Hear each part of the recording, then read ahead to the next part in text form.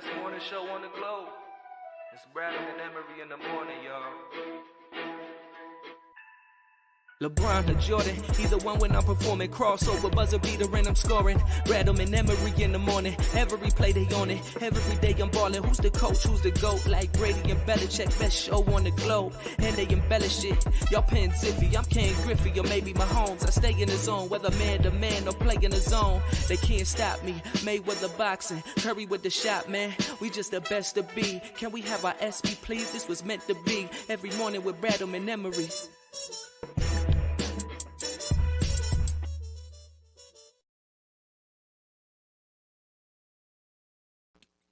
Yes, sir. You know the vibes. Bradman in the morning. Mark's Bradman, just Emery. Yo, what's going on? Out of the gate, just say this.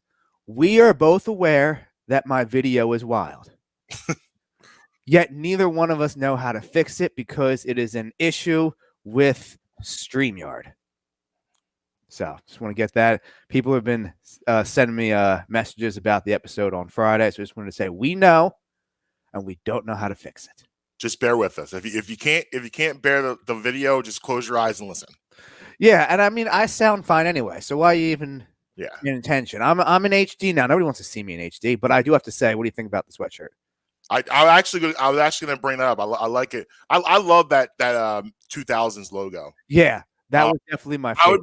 I would be very much okay if they brought those back as alternates. I don't even see them all the time, but maybe next year, so they did the Spectrum, maybe a tribute to the 2000s next year and do the black and white, do the black and white jerseys.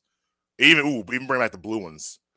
Yeah, I had to break it out because I'm hoping that we're going to close it out tonight. So I had to break it out. I mean, listen, greedy me. I wanted the sweep. Greedy you. We wanted this thing to be over Saturday. We did. The big reason it's the obvious reason. It's Embiid's thumb, and seeing, but now I don't know. And that's not good, by the way. Yeah. Right. Now the fact, listen, I've never had ligament damage in a finger before, so I don't know if that's I know he's going to need surgery after the season. It's already been established.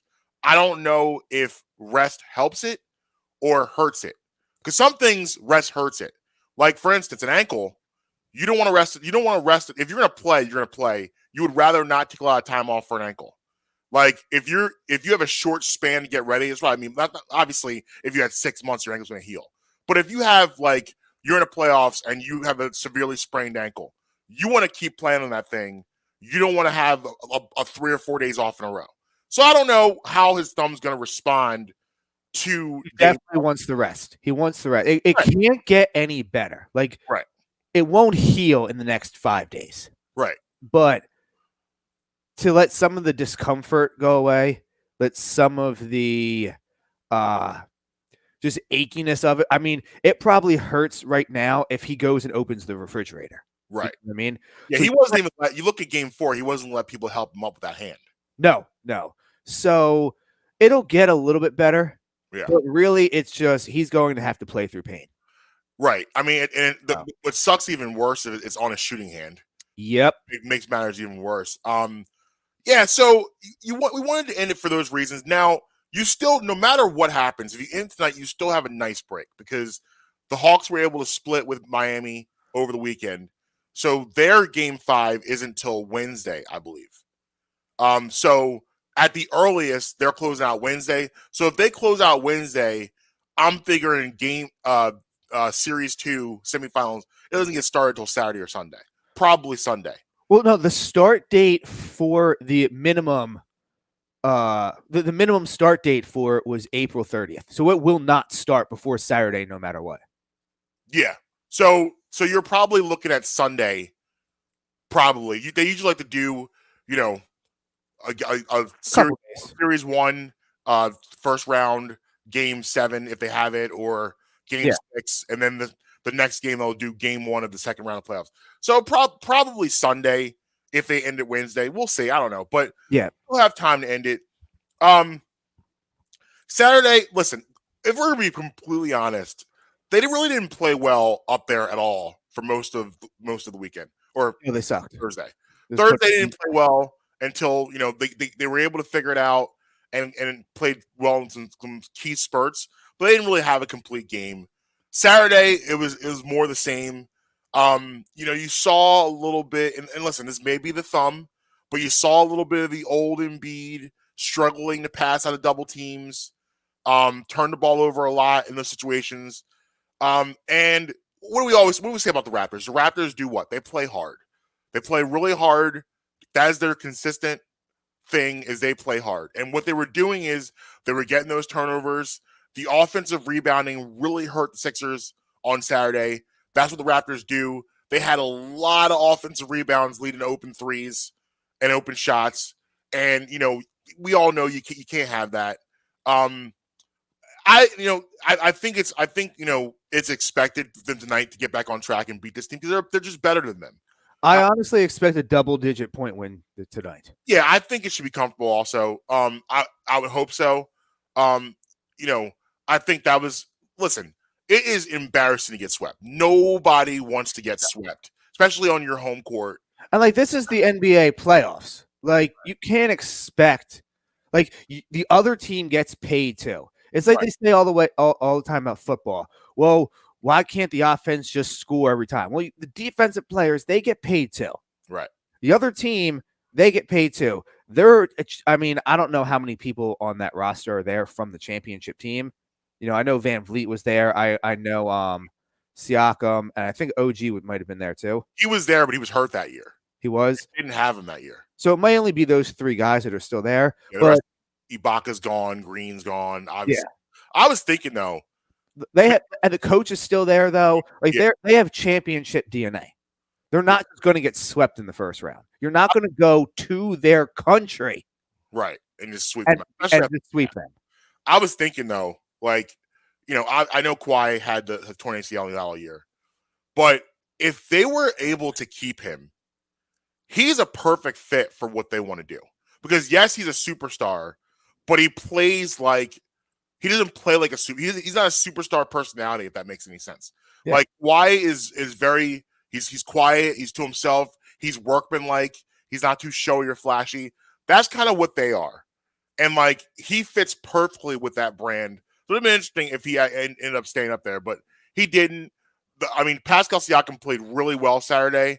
That was his game. Apparently, he was getting beat up pretty bad up there in Sports Talk Radio land for his performance in Game 3. I think he had 12 points. So he came out with something to prove on Saturday and played really well. Definitely had his best game of the series. I think you did miss Matisse a little bit on Saturday, especially when you had, you had it's like the cartoon where the leaks are springing out and you're trying to put your hand to block the leak and you didn't have enough hands because Matisse helps you out there with, you got Thaddeus Young going off a little bit on you.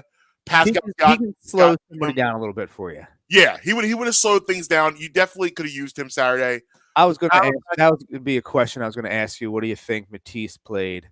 His role not being there played. So you definitely. I thought Danny Green played really well.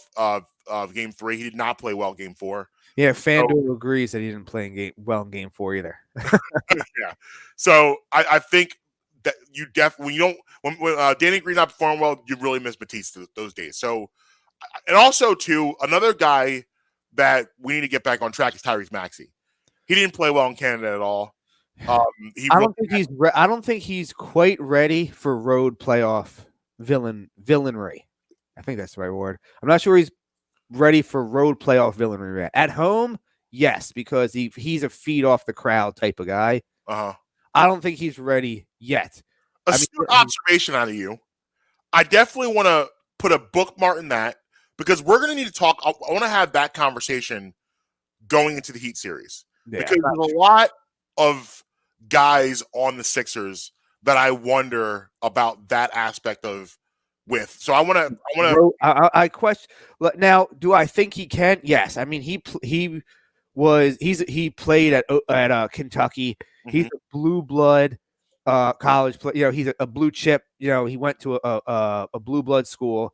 He's going to be a very, very, very good, perhaps all-star caliber NBA player. Correct. I don't know if in his third season, I think it is, second season, third. Second. In his second season as a 21-year-old player, I'm not sure he's ready to be that dude on the road in the playoffs. Yeah. Hard and game 4, you saw Harden try. And I might be making a little bit of a blasphemous statement right now because I'm not saying he's going to be this guy, but reminds me of those early Celtics series when Tatum was a rookie, his second year, his third year, where you're like, all right, this guy has it, but he doesn't have it yet.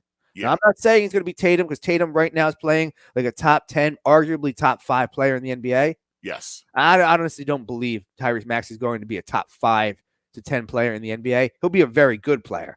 I don't think he's going to be top 5 to 10, but he just reminds me of the early Tatum when you're like, all right, let this guy grow up a little bit. And when he gets there, you're good. Yeah. I see what you mean. You saw in game 4, you saw Harden trying to carry them a little bit, and those he was definitely a little more aggressive, but the shooting, man, like I think he ends up 5 for 17. That sounds about right. From that. Sounds accurate. Yep, 5 for 17 on Saturday. Not good enough. It's just not good enough. I mean, he's gonna have to be better at getting the ball in the basket. I'm just gonna put it that way. The ball's not going to the basket enough for me. He's getting to a line. He's getting his numbers, but I'm gonna need the ball to go to the basket a little bit more. You get some more points, bro. Yeah, 5 for 7. It's not even about, for me, it's not even about more points. I'm okay with the 18 to 22. I need him to be more efficient. Mm-hmm. He's not efficient right now as far as scoring the basketball. And I don't need, the thing is, people are talking about, Houston. We don't need Houston Harden. We don't need that James Harden here, because that James Harden doesn't. With a hurt Embiid, you might. But you know what, though? I was going to talk about the thumb a little bit more. I don't think it's as big a deal. I disagree. I think it's a huge deal. We'll get to that in a second. I want to stay with the Harden point for a second. I don't want or need him to be Houston James Harden. I want him to just be a guy that gets you 18 to 22 points a game, 9 to 10 assists, and he does it on, 7 of 13 shooting, 8 of 15 shooting, not 5 of 17, not 3 for 10. That's not good enough for me. I just need him to be scoring the ball at a more efficient pace. And, I like the fact, I feel like they got back some old habits in Canada where at home, they kind of switched it up a little bit. We talked about this last week. Harden was pushing the ball up the floor a little bit more. They were pushing the ball a little bit more. And I think the Sixers are better in that pace of play. You can be a little more deliberate. There are times you call to be more deliberate, but I like them pushing the ball up the floor a little bit more. I want to see them get back to that tonight and pushing the pace. But Embiid, so here's the thing I'll point to about Embiid's thumb. Embiid ends up shooting. Now, he didn't take a lot of shots, but he shot 7 for 16. He got off to a bad start. He got off to a really bad start in the first quarter, but he picked it up. He ended up with 21 on 7 of 16 shooting. I think he's going to figure out the comfort level of how to score. He's going to figure that out. Where it might be a problem is, I got to pay attention tonight, is his passing affected by the thumb? Yes. Is his rebounding affected by the thumb? That's where you may see the thumb come in play. As far as scoring, I think he's going to be around the same type of guy is scoring the basketball. Because I was playing around. Now obviously I don't have a ligament in my thumb. But I was just holding the basketball, gripping it.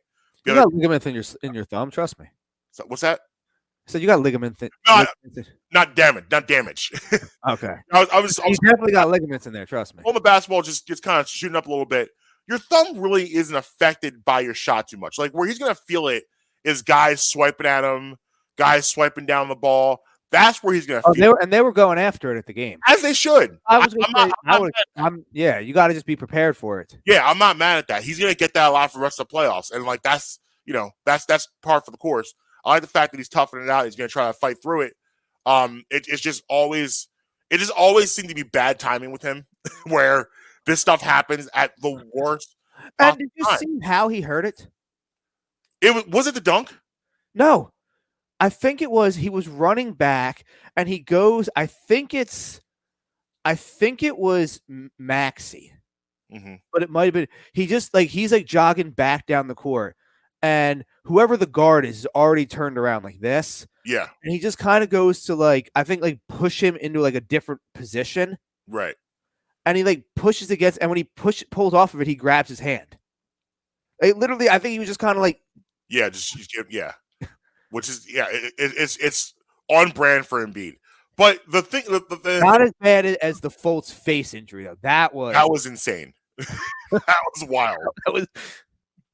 Was that in the playoffs too? Yeah, I think it was. It was just before because remember he missed the first like 3 games. Oh yeah, the Heat series. It was just before the playoffs. But the dunk, but I remember, I know that dunk made it way worse. I don't know why he did that, already knowing he hit. It didn't help. Definitely didn't help. Threw that thing down like he was Thanos.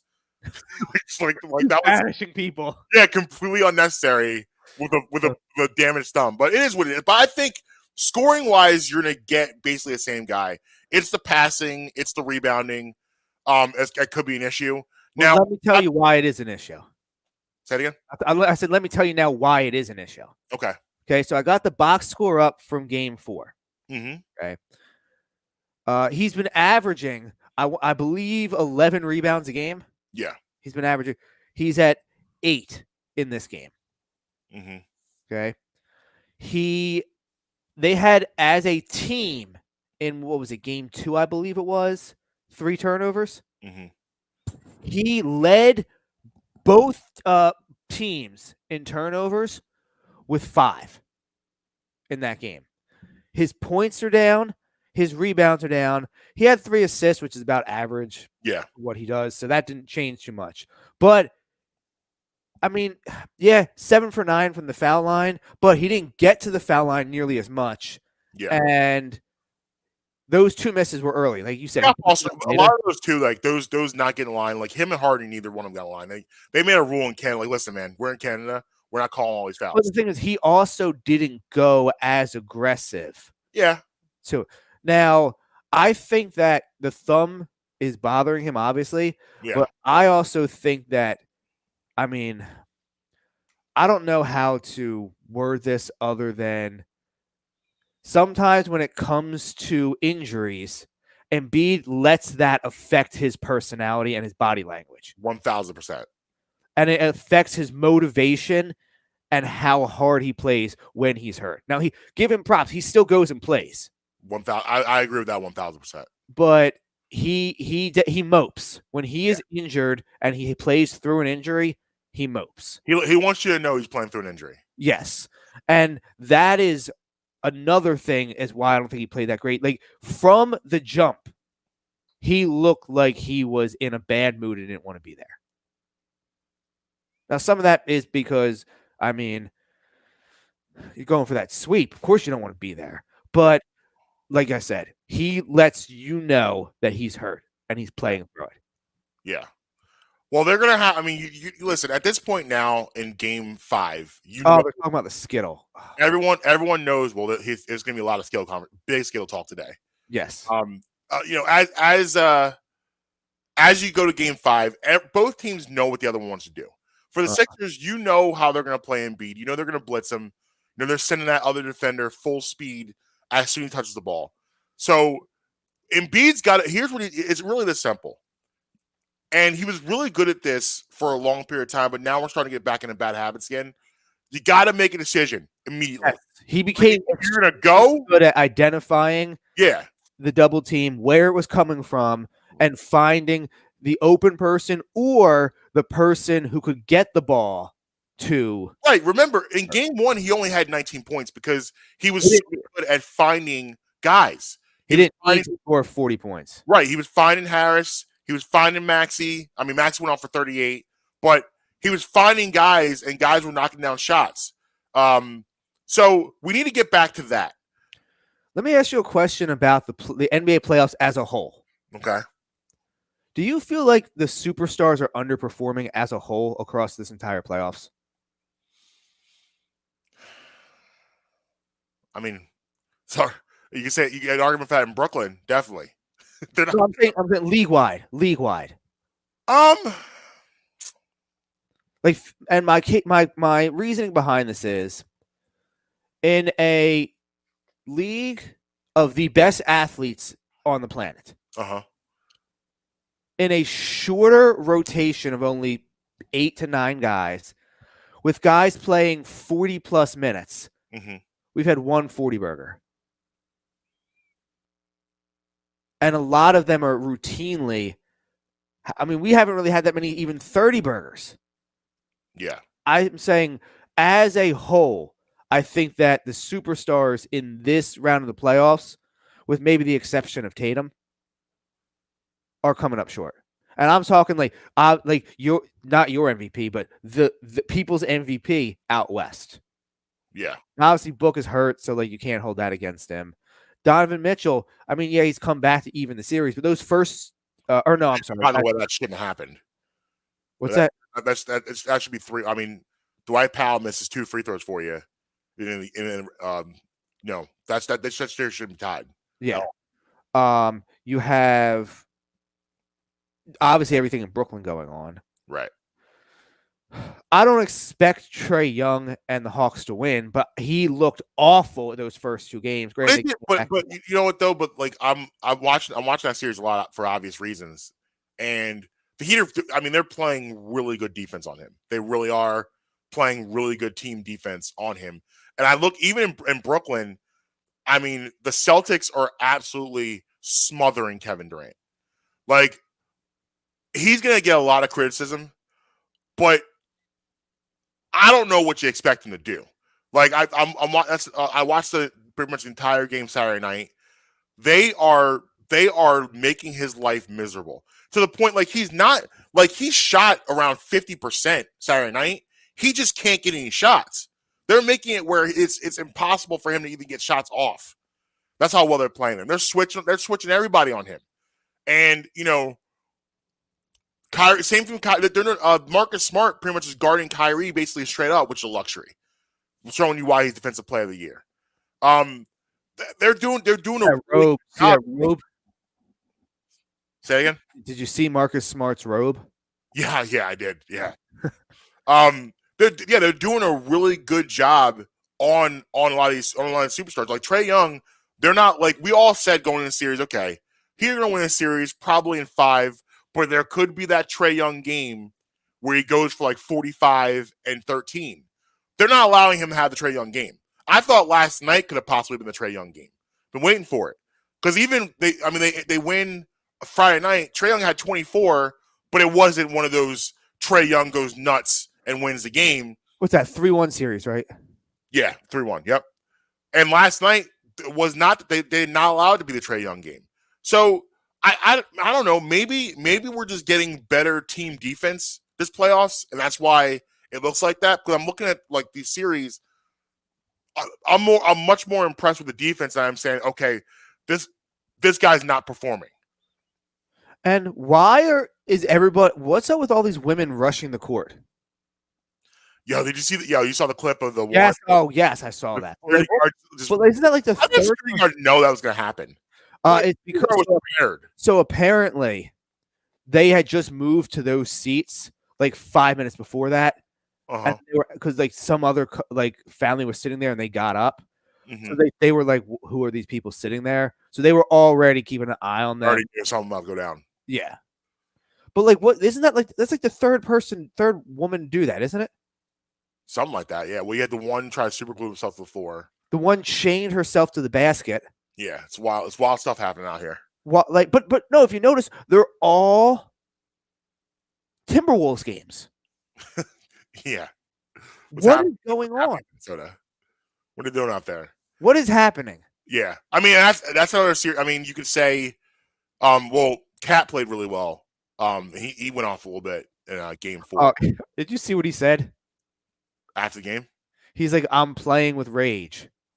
Bro, you're like one of the softest NBA players. Nobody's worried about you playing with rage. Yeah, that's not. I mean, like, I get you. Don't get me wrong. You played well, but stop it. Yeah. Do we look up the clip of 25 choking you out? Right. I mean, John Morant is not having a great series at all. I think he's still hurt. Possibly. because he's not playing great. So yeah, I mean, I think you're getting. I mean, you can look at that series and say Ja's not playing great, but like overall, I think defensively wise, it's been ratcheted up some levels. Going around the league, it's getting interesting between the Pelicans and the Suns. Pelicans win last night. That series is tied up now, which is no one expected. And who are they playing? Oh, the Suns. The Suns. Yep. That series is tied up. Dallas let one go. Let Utah off the hook. They'll be fine. They'll probably win it in 6. And then in the East, Brooklyn, man, they got like that. That to me is the story of the weekend. Watching them get absolutely dominated on their home floor. They were like Boston took control of that game, I would say probably early second quarter, and did not let up for the rest of the game. It's very rare to see an NBA game go that way. The NBA is usually a league of runs, and you're going to get a team that wire to wire, a seesaw, a wire to wire beating, especially in the playoffs, is a very rare thing. I mean, I guess technically the Sixers did that in game 1. Yeah, but someone coming into your building and doing that. All right, on the road, it doesn't. It's a big deal. Yeah. And you, like I said, generally, except what was it? Maybe 2010 Heat Sixers. Do you remember that series? Maybe 09 Sixers. Whenever LeBron was there, 10, 11. I think it was a first round matchup. Yeah. It was. I think it was. It was like. Yeah, I know what you mean. Yeah, it was like their first. I think it was actually the first year of the Heat. Oh, was it 09? I remember them coming into Philly and stomping the Sixers by like 30. Well, that team was not great. No. They just avoided getting swept. I remember, Lou Williams hits like a huge 3 so they won it. They ended up winning a game. But anyway, it does, like, watching that, I was like, wow. And then, like, I told you before how I am terrified of that Boston team. I'm not. What's that? I'm not. You're out of your mind. That team is absolutely terrifying. And like what they're doing right now. I think for the Sixers, though, it's a good matchup. I don't see it that way. I don't know. I heard people saying that, but I don't know what makes you think this is a good matchup for you. Couple things. Number 1, number 21. You always have an advantage when you have number 21 because there's no. Well, still, I'll take Embiid at 80% over the vast majority of the players in the NBA. But you're going to need more. Like the thing, like again, that conversation I want to have about. Plus, here's where it comes in. You can Thibault, you'll have him. Now, obviously, Tatum's going to do what Tatum's going to do, but he can slow him down a little bit. And then, but you still got Brown. Brown. I mean, and Jaylen Brown actually closed for them on Saturday. Tatum didn't close. Brown hit those big shots at the end of the game. Well, hopefully your guy Playoff Danny can do something. Playoff Dan, yeah. But I mean, listen, that's a matchup that, I'm okay not seeing. If we have to see it, obviously we'll get through it. But like that's gonna be I'm very, very impressed with the Boston Celtics. Very impressed. Plus, they still have to worry about Giannis. Yeah, but no Middleton, which is gonna. That's true. That series is gonna hurt them for that. Like, no, you're right. Bulls. You're right. That's big. You have to beat the Bulls, but if Middleton's not back, by some point in that series, that could be a problem for them. But anyway, right. I was that to me was the story of the weekend. Watching them do what they did to Brooklyn, to the point that Steve Nash goes off and dusts off Blake Griffin to get him some burn. Yeah. But listen, it's the same. The Nets probably aren't going to sweep. They'll probably end up winning tonight. I don't know. Closed out. I mean, yeah. I mean, I don't know. I mean, I'm trying to be nice, but I mean, listen. If Boston did pull it out, I wouldn't be surprised because they're just that good. But let's get to the elephant in the room then. About we're gonna get so listen. So I was at my sister-in-law's over the weekend. It was her boyfriend's birthday, so we went over there Saturday, and I mean, you know how it is. When you sleep in a strange house, you don't really sleep that well. So I didn't really get a great night's sleep. So, but yesterday it was so nice. We were driving home yesterday. I was like, it's beautiful outside. Like we got it. Like, Oh yeah, it was nice yesterday. this is a day for activities. I don't want to sleep. I don't want to take a nap. So we have the grocery store near us does alcoholic slushies. Okay. Amber went and got some. We sat outside and just like kind of like took in the day. But it got to the point, it was like 4:30. The tiredness was like, it was weighing on me. Oh yeah. He was tired too. I was like, I gotta go inside. We gotta shut it down for a little bit. Sounds like us.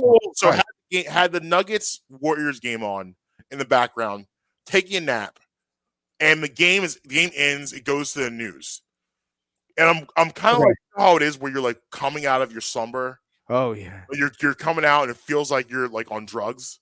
So, like my eyes are adjusting. Yes, I know all about that. My eyes are adjusting the screen. The first thing I see is Ben Simmons and his with the Skittle shades on, and it says ruled out for Game 4. Woke up with back tightness. I thought, honestly, I was like, it's no way this is real. This is not. No, I refuse to believe this is a real thing. It's no way this man is doing this again. No way. It's no way. It was real. It was real. He really is not going to play today. Woke up. Well, quotations. Woke up with back soreness. Listen, I've been sitting on this egg for about 2 or 3 months now. I've kind of been going back and forth on if I was going to say this out loud. I'm going to say it out loud. Ben Simmons is a microcosm of so much of what's wrong with our country today. There are a lot of people out there that suffer from anxiety, depression, mental health issues. Where it gets murky and where it gets bad, we have people like Ben Simmons, who, well, a lot of people do this also, use anxiety and mental health to get out of things they didn't want to do anyway. And that's what he has done this entire year, is used these serious illnesses, these serious diagnoses, and use this to do things that he didn't want to do. I don't want to play, so this is what I'm going to do. Literally, the man is in the middle of a grievances with his old organization, the Philadelphia 76ers. For $20 million. And he still has not played for his new team yet. Make it make sense. So here's the thing. He doesn't, I've been saying this for weeks now. He doesn't have a back problem, Marcus. He is a coming back problem.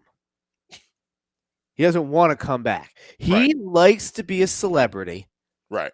He likes the celebrity lifestyle of an NBA player. Mm-hmm. He likes the fortune that brings him. Oh, yeah. But he doesn't like to do the work that comes with having all of that. Correct. There's no doubt why he's dressing the way he does on the bench. He knows he's going to be on national TV with all the cameras on him. Mm-hmm. I wouldn't be surprised if he's trying to get some endorsement or modeling gigs with this stuff. You literally have absolutely. You literally have guys, KD, Kyrie, both champions. And it looked even wilder with the all black jerseys. Right. It looked insane. I saw that meme with the I saw the picture. I saw the screenshot on Twitter. At first I was like, "Oh man, that's a great Photoshop." And then I saw the same thing on ESPN. The Robert Williams dunk with Ben Simmons in the background, and then they're doing Ben Simmons moments through history. They're showing moments in NBA history, like Jordan hitting the last shot in Utah and Ben Simmons on the sideline watching. Oh, that's great. Yeah, they're doing that with moments through history. But listen, he is like for the past 24 hours. Pyramids are being built. The pyramids are being built, and Ben Simmons is in the background. Yeah, he's been getting absolutely destroyed for the last 24 hours. He deserves. You hear what Reggie Miller said? Yes, I saw. I read. I should say, did you see what Reggie? And Stephen A. Smith sounded off on an NBA Countdown. He's done that a few times. But how crazy is it that what was it? 45 days ago, everybody was like, "Oh, the Philadelphia sports fans, they're beating him up. They're Right. too mean." Right. Right. And like, I feel like Philadelphia should feel vindicated. Like when we tell you something about someone, we're right. We told you about Carson Wentz. We told you about him. And and then listen, there was a point in time where I thought, well, maybe he is have some stuff going on. And maybe he's still, maybe there is a little bit of thing that has something going on. But honestly, if that's what it is, and you really have some sort of issue you have to deal with, then just go away and deal with that issue. Go away and deal with that issue. If that's really what's going on with you, and you really are having issues thinking about getting back on the court again, go figure that out. My official stance on him, and I'm going to use the FCC friendly version of it. I think that he is a Richard Head. And it's just simple. Like, that's just all it is. Like, there's literally nothing else to it. There's nothing else to it besides that. The balls on this guy to you were pain free for like 10 days ramping up to get ready. You've been telling people, and it was weird. Everyone, another point too that I heard that's a great point. Okay, so if you're gonna play in Game 4, why couldn't you play Game 3? Why couldn't you play Game 3? It's 2 days. You need 2 extra days. So anyway, you're ramping up. You're pain free ramping up. You're talking to the media. Oh yeah, with my basketball IQ, I'll be able to find. Yeah. God. You know what? You know what? The people that tell you how smart they are. You know what that says? That they have no clue what's going on. Because if you're truly that smart and brilliant at something, you don't need to say it. Everybody else knows. Right. When you have that high of an IQ, everybody already knows, so you don't have to say anything. Yeah, the fact that he's out here saying it shows you he doesn't have any other defense to stand on. He does all this, and then he has a nerve to call the team and say, "Hey, my back's a little sore. I'm not going to be able to do it." And it's one of those things where they can't really question it.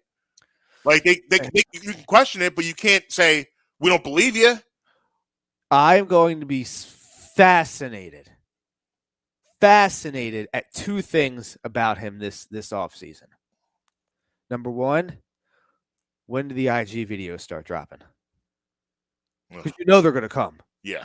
They're coming. Right. Secondly, it's fascinating to see how Nets training camp goes. Because what is your excuse not to come out of the gate at 150% at training camp? Right.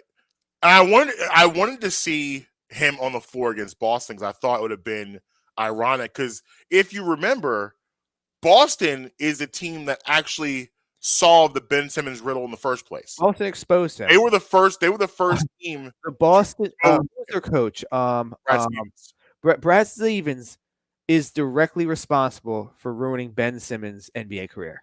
Yeah. What it really did was it exposed his work ethic, because at the end of the day, he was a rookie. So we were fine with. No. He was a rookie. You got to put quotation marks in that when calling him a rookie. Because remember, he sat out his whole first year. Well, anyway, he was a rookie. So when he comes in and plays, he plays that series. They set up the Ben Simmons wall. They show you how to defend him. What should have happened is that offseason should have been him trying to adjust to that. He never has adjusted since that moment on and has decided to be the same person he's always been. Drew Hanlon was like, "Nah, he doesn't like to be coached hard." I read the scouting report on the show months ago, and all of that has remained true. And he's never, ever improved from that moment. So it'll be an interesting moment to see him on the court with Boston tonight and see what would happen. A lot of people were saying and I give him credit for saying this. A lot of people were saying it's no way he's playing. There's no way he's going to play. I was in the camp where, okay, well, it looks like he's going to play. This man has been in the league for 6 years, and he's played 4 seasons.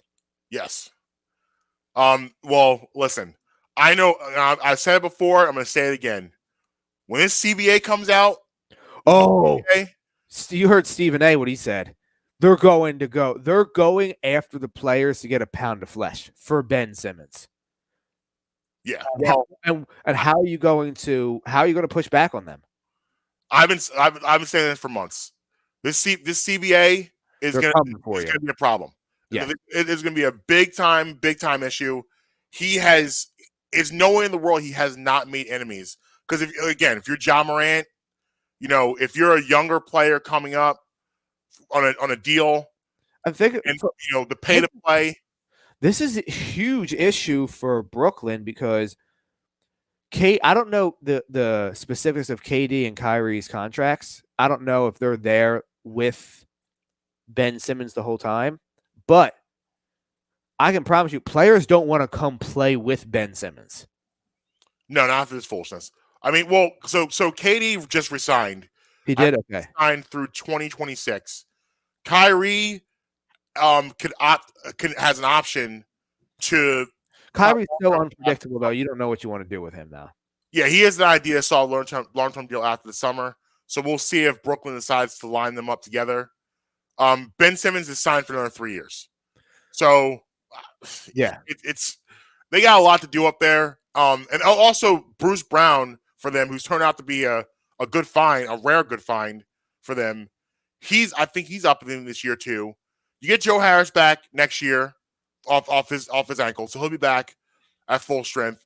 But they have the same problems where they're just not deep enough right now. They need depth, and their lack of depth shows because Boston's rolling 8-9 deep. They got they got their starters. They got Robert Williams back on Saturday. You got Peyton Pritchard that's one bad white boy. Peyton. I love me some Peyton Pritchard. That boy is fearless.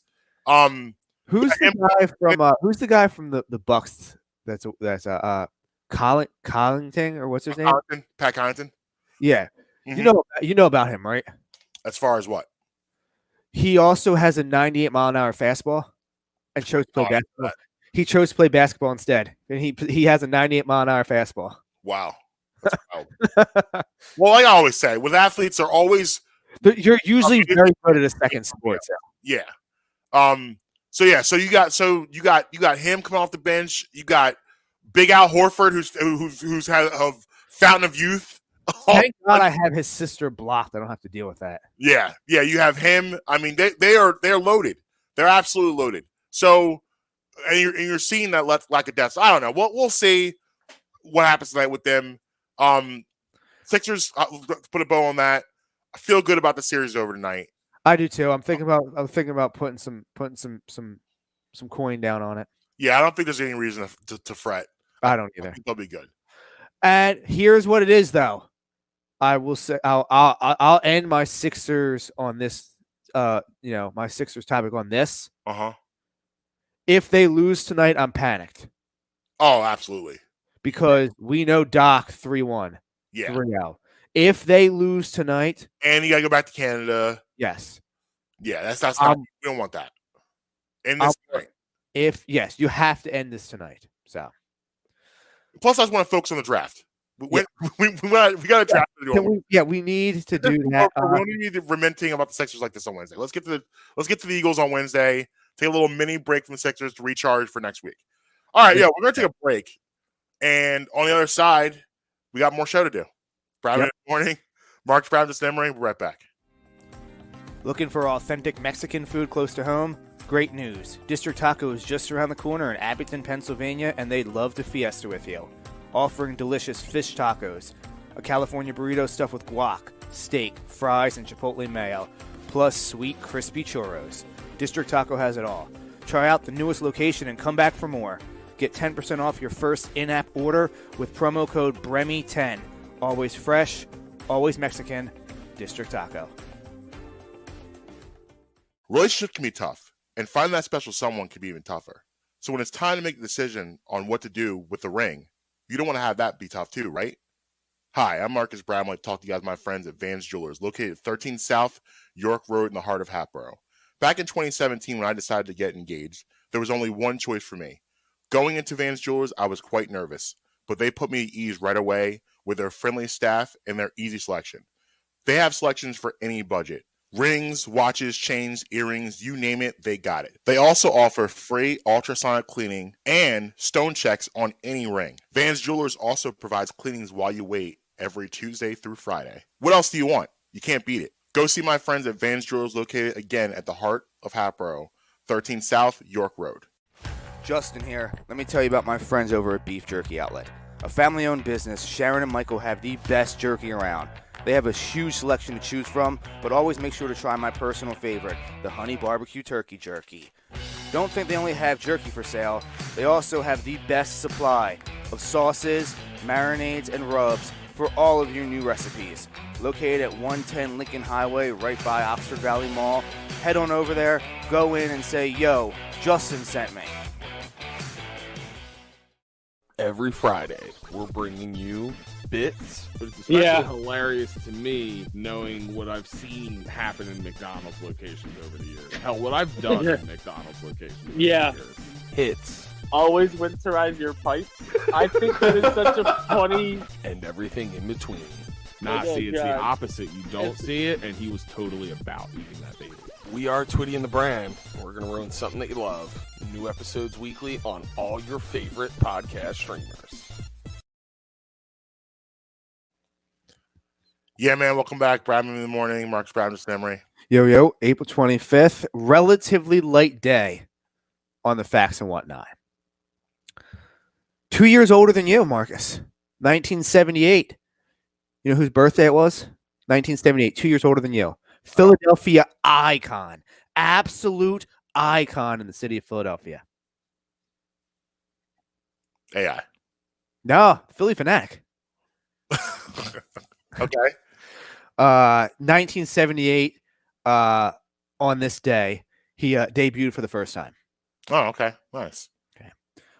And then we got two happy birthdays. Tim Duncan, the big fundamentals. And one of the scariest looking people in sports. Do you want to take a guess who it is just based off of that? We've talked about the way he looks before. Who scares us? Gritty? Adam Silver. Oh, yeah. He's terrifying looking. Um, Oh, by the way, did you hear that the NFL is trying to commandeer Christmas Day? I did hear that. Adam Silver cannot be happy about this. It's a Sunday. Yeah, they're saying, "Hey, we're gonna take this from you. Thanks." Yeah, no, I mean, what I'm interested about is that they're only playing 3 games though on that Sunday, which means Saturday is going to be like 15 games. Well, not 15, 8 games, 9 games, 10 games, whatever it is. I mean, don't get me wrong. Christmas Day is a Sunday, and obviously then Christmas Eve is a Saturday, which means Lombardi is going to be in I almost said Boston, but his son left the Patriots and is now the offensive coordinator for the Raiders. So Lombardi will probably be in Vegas for Christmas with his family. Means I won't be at the Borgata. There you go. I'll be here in front of my 5 TVs, Marcus. Screens galore. Oh, this game, betting everything, winning bets, losing bets, hopefully winning more than losing. Yeah, yep. So I wanted to just real quick, how you spent your Sunday is kind of how we spent our Friday after the show. Okay. So first off, these meteorologists are driving me crazy. Oh, it's going to be 80 degrees, kidding, 62 and cloudy. Yeah. So like we had all these plans. After the show on Friday, we were going to go to the beach for the day. That was nice out, but it wasn't beach nice out. Right. So we kind of played de facto tourist around like the Manayunk, Conchi area. Oh, okay. But not like, oh, let's go tourist and stuff. Like, hey, let's go drink at that bar. Okay, let's go drink at that bar. Okay, let's go drink at that bar. So first off, have you ever been to crossing Coyote Crossing? No. Mexican place. No, I haven't been there. Fantastic. Now, and isn't it crazy how when you go out, if you have a really good server, even if the food is just okay. Now, I'm not saying the food was just okay here. The food was phenomenal. But isn't it crazy how a good server can change everything, even if the food isn't that great? You think so? I do. Really? As long as, like, and I'm not just saying like a good server, like a great server. I expect good service wherever I go because, like, it's your freaking job. Yeah, it's important. But I'm saying, like, spectacular, like, superb service, even if it's either at a place, like, if I'm at, like, a place where I have to walk in with, like, a jacket and a tie, well, I expect that kind of service. Right. It wasn't like that kind of place, and I got that kind of service. So it was a very pleasant experience. That's But good. on top of that, the food was phenomenal. So we went there, rolled down to Conchi Brewery, Conchi Brewing Company or whatever it is. Yeah, yeah. Eh. It's okay. I mean, the atmosphere was cool, and it's right on like that bike trail that goes like you know how like the bike trail goes through all down there and everything, right on the bike trail. But I used to live in Manayunk, but yeah, I haven't been there in years. So then we went to I had to go, which this is a side thing. I had to go shout out our friends over at Conchi Bakery. Stopped over there, grabbed a pack of their homemade hamburger rolls. Ooh, yes. Is all you need to know is the answer is yes. that sounds amazing. Yes. Okay. Yeah. Oh, you need to be in. I ate one of the rolls just so I could try it. I was like, I have to see how it is. I ate just one of the rolls as is. I could have just done that with the whole pack. Wow. Yeah, they were like that. So, but the same thing happened to you. So I was hitting the pen, and around like 4:30 or so, I've been in the sun all day outside. Yeah. Well, so first off, we went to then after all of that, we went to mini golf, and I still had it all together to win because it's what we do. We go out here, we get dubs, we stack dubs. Yeah. You know what I mean? Yeah. So went out there, including, yes, guess what? A straight line on the scoreboard for me for one of the holes. You know what that means? The whole one. Yes, sir. Good job by you. So, but after being outside and something, now I'm done. So I said, I'm like, yo, I need a nap. So I go and I pass out. Same thing you did. I wake up super groggy on what's that, I guess Friday at some point in time. Yeah. I have no clue what's going on. So I knew exactly what you were like. Yeah, I woke up and I saw the Skittle on TV. I knew exactly what you were saying because 24 hours before that, I was going through the same exact thing. Yeah. Yeah, it was real. Seeing that image on the screen was like, what's happening? I don't know. What is he doing? But I know that I know you're not really the biggest sweet tooth person. I know Amber has a legendary sweet tooth, but yes. I know you're not necessarily the biggest. However, Crumble Cookie finally got rid of their this week their pink sugar cookie. I was in a Crumble for the first time last week. Yeah, I got a dash. Oh, you were dashing. That smell while I walked in there, I was like, I don't know what you guys are doing, but don't stop. Here's the thing: they change their menu every week. The smells that come in the store was insane. Next time I'm up on the mountain, yeah. I'll bring some up. I'm gonna try some crumble cream too. That ice cream they got, that looked good too. I'm not really an ice cream person, but I hear it's very good, and I can assume that how good the cookies are. But so they change the menu every week. Besides the chocolate chip, chocolate chips is a mainstay, but every week they have different ones. So they got rid of their pink sugar cookie, and now they're putting a different one in rotation with it. Thank God, because I was out on that one. So I actually meant to put that in the hate it or love it on Friday. I just forgot about it because I love it. I love it that it's not there anymore. Yeah. So watched a lot of NBA this weekend. Yes. I love this time of year. Love the NBA's on every night. It makes me very, very happy. Needs to happen. The next day we won't have sports is the day after the baseball All-Star game. There's sports every single day. And that's fine. Summertime. Get outside. I believe. Outside. Trivia question for you, Marcus. Okay. Trivia question. You ready? Do you know the 3 days in a calendar year when and it's always the same 3 days every year. Well, maybe not the date, but the day that it represents. Do you know what those 3 calendar days are where there's no professional sports on TV? No, I don't. Number 1, the day after March Madness Championship. Okay. There's no professional sports on. Okay.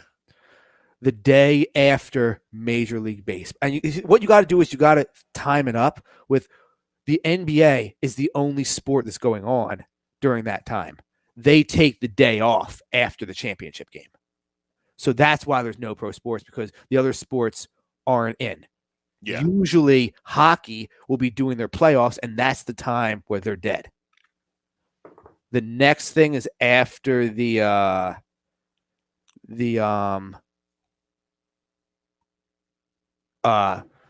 other thing is that after MLB All-Star Game, the day after, when all the players are flying back. Yeah.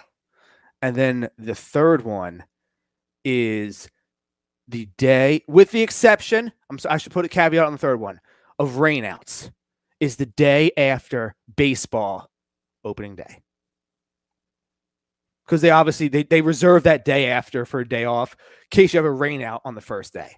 So those are the 3 days where you never have a professional game. Like I said, caveat is a rainout in baseball on opening day. All right. So you wanted to make an argument about Better Call Saul and Ozark. Are you prepared to have that conversation now? Well, so yes, I am, but I have to ask a question to figure out how I can. Are we separating Better Call Saul and Breaking Bad, or is that like one universe? I think it's universe. I think it's the same. So it's Better Call Saul / Breaking Bad versus Ozark. Better Call Saul is a prequel. So yeah, I think it's the same. Because if I would say that I would prefer Better Call Saul over Breaking Bad as well. Okay. So that's what I'm saying. I'm trying to is Breaking Bad its own entity, or does that count as part of the Better Call Saul universe? I think it's all part of this. It's like Power, the show Power. There's been those spinoffs of Power Force and Power Book 2. But it's all the same. All the same thing. Yeah. Okay. You're dealing with a lot of the same characters. Even though you have new characters, it's still a lot of the same characters.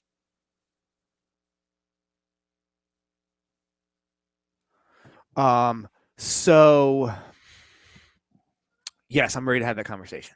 Okay. I'm going to go and say Better Call Saul probably ranks at the top.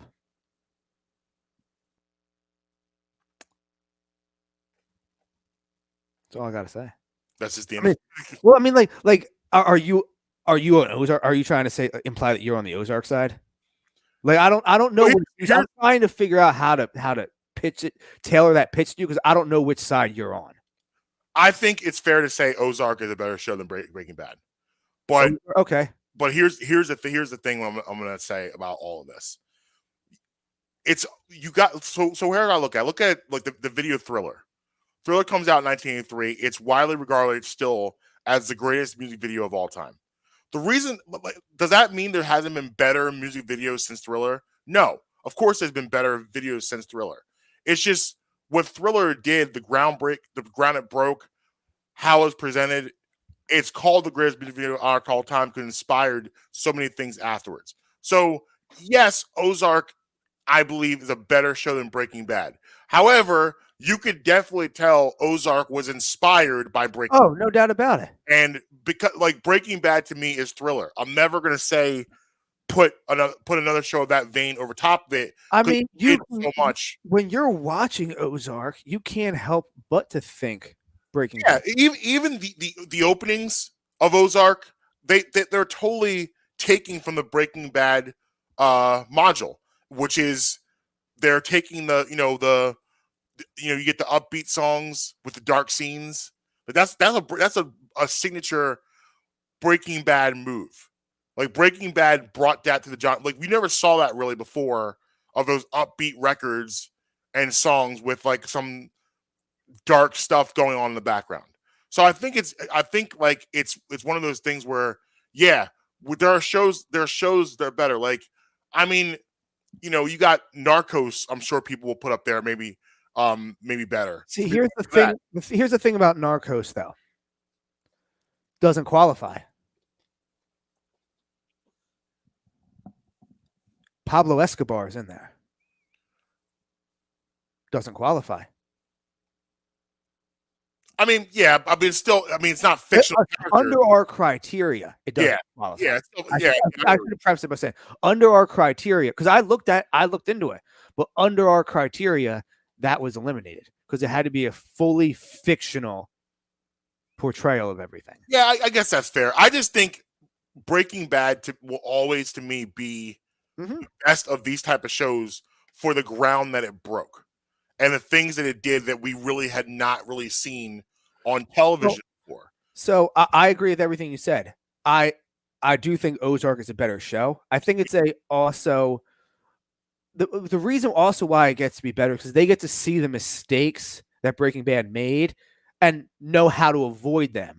And I'm saying within like a writing and portrayal standpoint, they know, Breaking Bad went 5 seasons, which is fine. I would have selfishly liked a 6th season.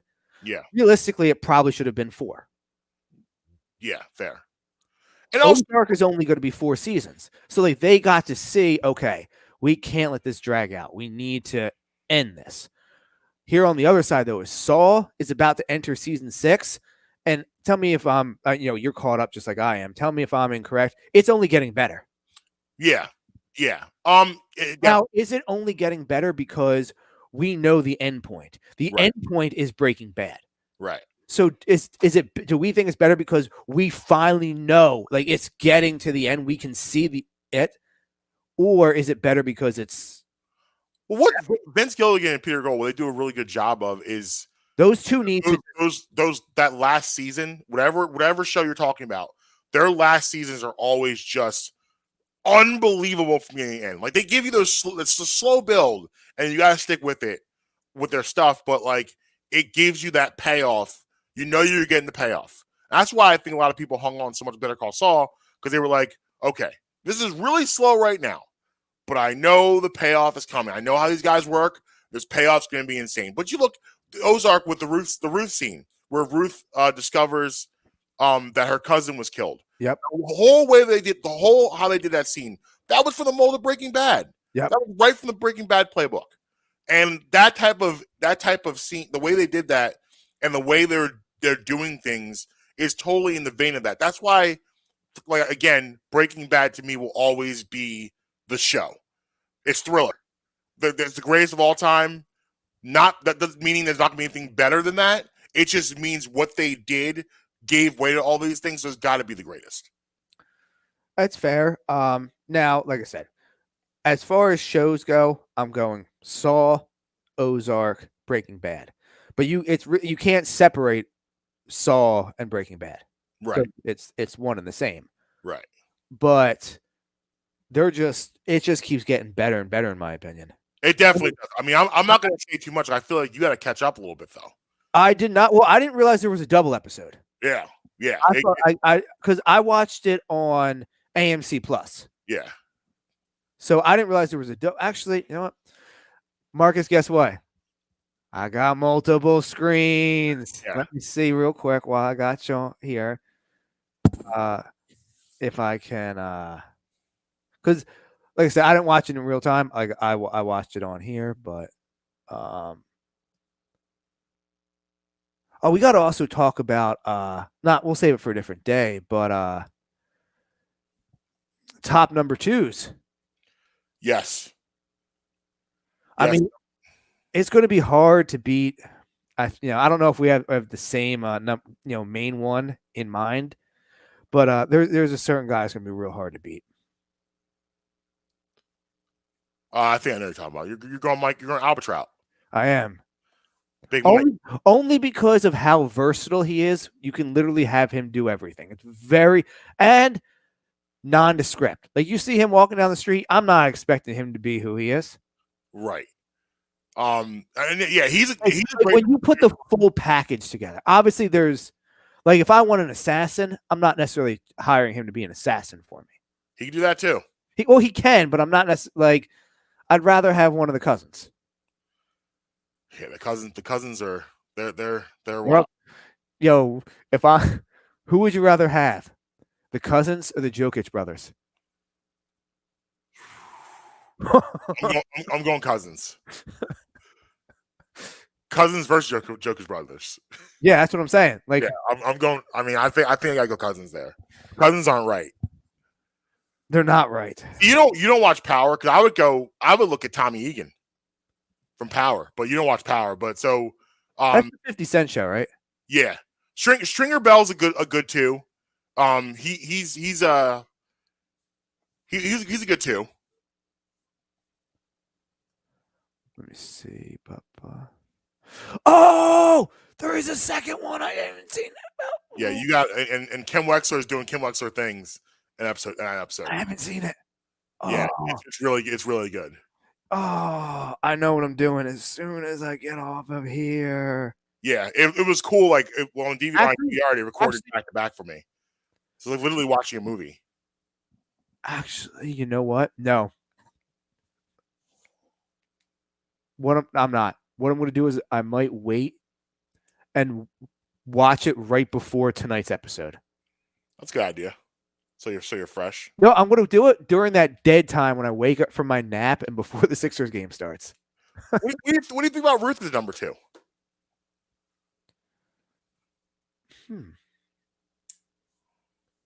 But is she? Yeah, I consider her a number 2. I Is she- consider her more, I would consider her like a 1A. I mean, well, Like she's flirting with the line of no longer being a 2 and being a 1. That would be my only thing about it is that I like, especially now that she's not with Marty anymore. She's like really and when she was with before she was with Marty, she really was the number 1 there. She obviously wasn't the muscle of the operation when she was just with her cousins and whatnot, but I almost consider her more of a 1 than a 2. But I got if you want to classify her as a 2, then by all means, she more than qualifies for consideration. I got 2 more for you since we're talking big Teresa Mendoza talk. Okay. Puta and James. Who? Puta from Queen of the South. Oh, Puta was a badass. yeah. Yeah, Puta and James. I mean, I go Puta over because James was a trained assassin too. He was, but Puta was different. Puta was, I mean, I'm really hesitant to put 2 people from the same show on that list. So I'm going to make you choose one of the 2 of them. But absolutely, definitely Puta. okay. He's over there. Then yes. Now, is Don Hector a number 2 or a number 1?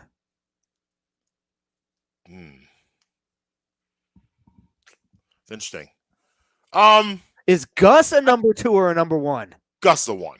Well, yeah, all right. Gus is definitely a 1. Especially later Gus is definitely number 1. Yeah, Gus is a. Well, he's always a 1, even though he may on the official flow chart be a number 2. I look at him at number 1 in this whole because like he just he's a 1. He's a number 1. Yeah, he just moves. He has his own trailer. He's a 1. Yeah. But Don Hector, is he 1 or 2? I think Don Hector's a 1. Don Hector's a 1. Don Hector's a 1. Yeah, definitely. If you have the underlings under you, Isn't he technically an underling to Bosa? Yeah, I guess. I mean, I The don't thing know. is, what it is Bosa and El Ladio, I think his name is the top guy. Yeah, The 2 of them aren't big enough characters to be considered right. 1s. Right. Like, yes, they're technically the top of the chain. Yeah. They're not prominent enough characters. Right. Like Omar Navarro is prominent enough to where you have him as the number 1. Yes. Not who's the guy that gets his head blown off with a shotgun? Reyes? No, what's his name? I forget his name. I know what you're talking about. I forget his name though. Ray? I think his name's just Ray, isn't it? The one who's like the that in the first 2 seasons that like gets Marty and like kills his partner and all that. Like, who's that guy? Remember, she's calls Darlene a redneck, and then he kills her. He kills him. He calls Darlene a redneck, and then who kills him? She kills him. Darlene kills him. Yes, and he's like from the cartel, and and Marty's like, oh, I forget his name though. That was a long time ago. I forget his name. But like I wouldn't consider him the number one, despite the fact that in the show he's the guy. I don't consider him a number one. Yeah. No, yeah, I agree. No, I don't think so either. Yeah, we got some big 2 talk. Big 2. But like, yeah, I mean, a lot of times the 2s are more terrifying than the 1s. A lot of times they are, yes. And if we went to movies, the 2s are way more terrifying than number 1s. Yeah, because like Luca, I think it was Luca Bracca from The Godfather. Yes, Luca was a scary man. Listen. Luca wasn't right. What's Nacho? Not his underling. He's not. Besides a dead man walking. Yeah, you're just. Yeah, watch episode 2. Yeah. Nacho is moving different. He needs to tighten up. Nacho. He's lucky Mike Albatrout loves him so much, which I don't understand why, but Mike Albatrout loves himself some Nacho. It's literally because Nacho is like the one guy on the show who or let me rephrase it, the one cartel guy on the show who doesn't seem morally compromised. I actually just thought of maybe a reason why. Like, are they trying to set up Nacho being like Mike Albatrot's original? Like, you remember how Mike gets really infatuated with Jesse Pinkman, and they had that. Are they setting it up with Nacho being the first guy Mike was really, really close with, like that? No, I'm telling you, I think you and I talked about this off air, but it may have been on air, but I think it was off air. I'm telling you, Nacho and Jesse, they're friends. You're gonna find that out. Yeah, we did talk about it off there, and I wouldn't be surprised. Like, Nacho seems like a Jesse friend. I know you hate Jesse. Hate him. I know you hate Pinkman. Hate him. Hate Pinkman. I know. I'm excited to see him. I'm excited to see them on the screen again. But I don't want to get into it again. But he done so many things terrible disservices to Walter. Yeah. Walter tried to protect that kid at every turn, and every time Jesse did something stupid to ruin everything. You go into the house. You see this man has melted a body through his bathtub in the ceiling. Right. I'm leaving. I'm like, bro. Marcus, no, I'm out. Like, yeah. I'm literally leaving. I'm looking at him. He still tried to work with them after he melted a body through his ceiling. He's like, yeah, you know what? I'm going to stick it out with this kid. Let's see what happens. Yeah, I didn't feel like spending the $80, so I spent the 10. Jesse literally, yeah. Like, are you kidding? Like, I would have literally, oh man. I don't know what I would have done. I would have I would have been like, I'm leaving. The first 3 seasons literally is Walter just yelling at Jesse for doing stupid things. Justifiably so. They're just doing dumb things all the time. And then Jesse decides that Walter's evil and he's the one even though Walter's trying to protect him his entire time they've been together. Now, and it ends up dying for him at the end. Yeah, you have to go and watch that American Greed, James McGill. Yeah. It's only like 10 minutes long. It's short. It's only like 10 minutes, but you need to go check it out. Yeah, I'll check it out. So, all right, listen, we're gonna wrap this up.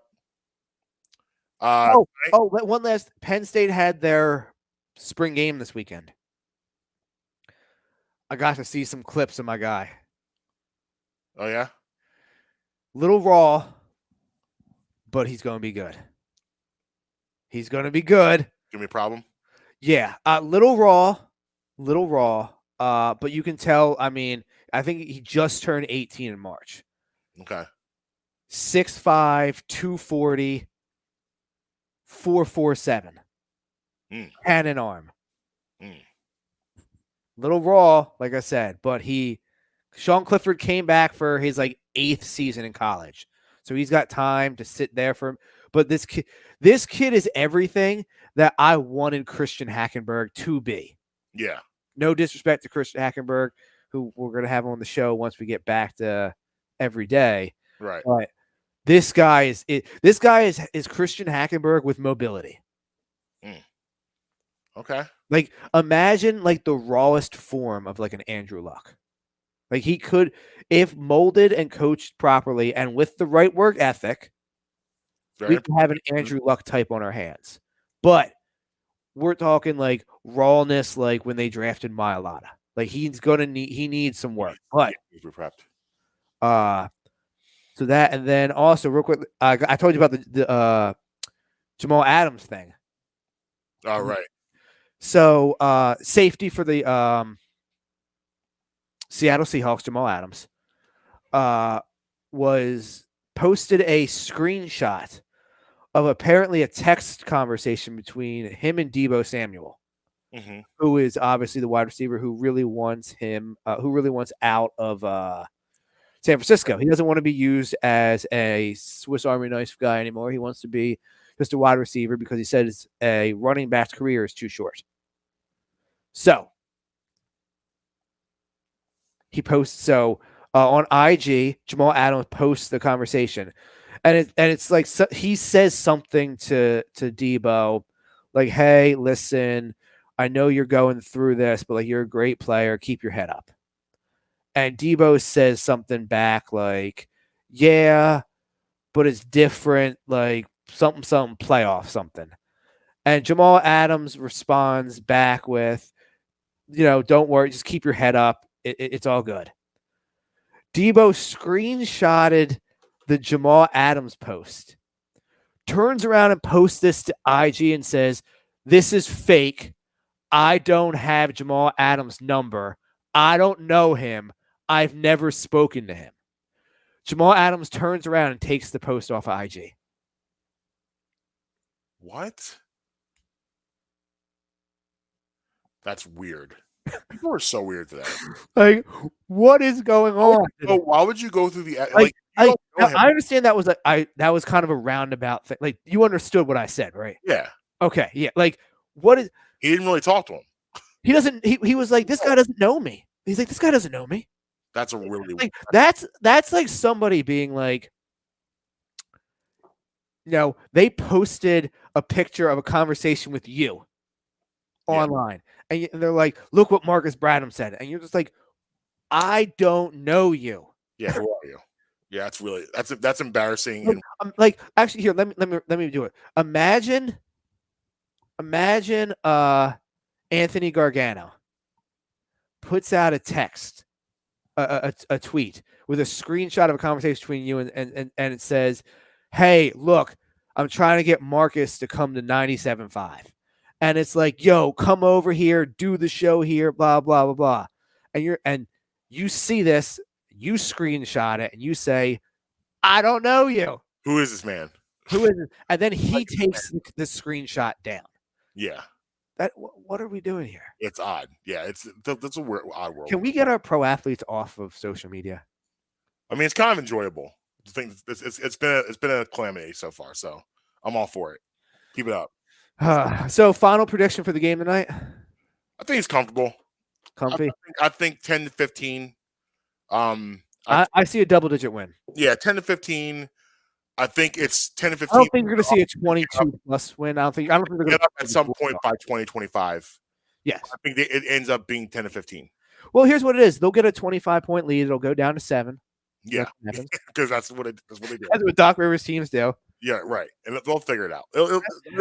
I do have to say this. For as much as we have killed him justifiably through the season, props to Doc for games 1 through 3. Yes. 4, not so much. No, not 4. But I do have to give, if I'm going to bash you when you suck, right, I will give you credit when you deserve it. Yeah. Props to Doc for having a great game plan for games 1 through 3. I would agree with that. I expect to get back on track close the series out, and then we'll look forward to the Heat. And we need and B needs this rest. And we'll actually, what I want to get into, maybe on Wednesday or Friday, we'll see what day the Sixers will start their series. Mm-hmm. I'm going to pose the question now, and we're going to do a deep dive on it. Okay. Would you give James Harden $250 million? I don't want you to answer now, but just would you give? Because you got to make the assumption that's what it's going to cost. Yes. 230 to 250 in that range. So yeah, that's the conversation we'll definitely be having. We'll also be talking about the draft coming up on Thursday. First round. They stand. We haven't talked to Eagles football in a while, so we'll really get into it on Wednesday. And looking forward to that. Till next time, Mark Between everywhere. At Justin Emery Show on all social media apps now. Brad Murray Pod everywhere. BradMurray.com for the merch. Thing is, I forgot. It's so close to being done. Yeah. But it's use promo code BREMI10 for 10% off your first in-app order at District Taco. Until next time, you can be with us, you can be against us, but you're never going to stop us. Late.